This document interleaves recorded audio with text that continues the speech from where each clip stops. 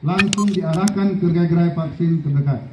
Jika terdapat pengunjung yang Syederalun menyambut pergantian tahun, Polres Biren menggelar apel pasukan Operasi Lilin Selawah 2021 yang dipimpin Kapolres Biren AKBP Mike Hardiwira Praja di halaman Mapores Biren.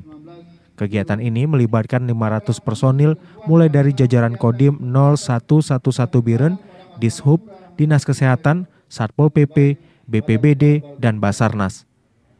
Kabak Ops Polres Biren mengatakan untuk mensukseskan Operasi Lilin Selawah 2021, pihaknya akan membuat 2 pos yaitu di kawasan Simpang Arjun Biren dan kawasan Bateili Samalanga. Sasaran utama adalah penegakan protokol kesehatan, ketertiban, dan kenyamanan. Selain itu, dalam Operasi Lilin juga akan dibuka gerai vaksin.